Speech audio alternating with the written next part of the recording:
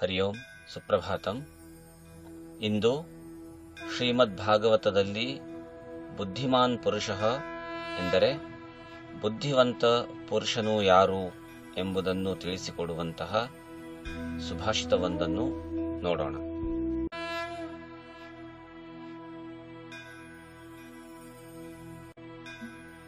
ಸುಭಾಷಿತವು ಹೀಗಿದೆ: ಅಣುಭ್ಯಶ್ಚ ಮಹದ್ಭ್ಯಶ್ಚ ಶಾಸ್ತ್ರೇಭ್ಯಃ ಕುಶಲೋ ನರಃ ಸರ್ವತಃ ಸಾರಮಾದತ್ಯಾತ್ ಪುಷ್ಪೇಭ್ಯಃ ಇವ ಷಟ್ಪದಃ.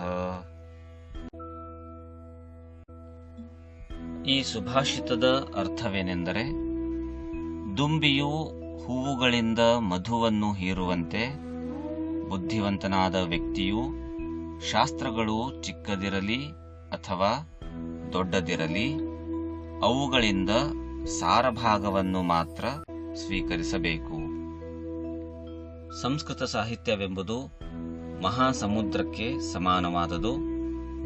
ಈ ಭಾಷೆಯಲ್ಲಿ ಅಗಣ್ಯವಾದಂತಹ ಶಾಸ್ತ್ರಗ್ರಂಥಗಳು ಇವೆ. ಅವುಗಳೆಲ್ಲವನ್ನೂ ಅರಿತುಕೊಳ್ಳಲು ಒಂದು ಜನ್ಮವೂ ಕೂಡ ಸಾಲದು. ಹಾಗಾಗಿ ಅವೆಲ್ಲವೂ ಗ್ರಂಥಗಳಲ್ಲಿ ಹೇಳಿರುವಂತಹ ಸಾರಭಾಗವನ್ನು ಮಾತ್ರ ಯಾರು ಸ್ವೀಕರಿಸುತ್ತಾರೋ ಅವರು ನಿಜವಾದ ಬುದ್ಧಿವಂತರು ಎಂಬುದು ಭಾಗವತ ಪುರಾಣದಲ್ಲಿ ಹೇಳಿರುವಂತಹ ಸುಭಾಷಿತವಾಗಿದೆ. ಧನ್ಯವಾದ.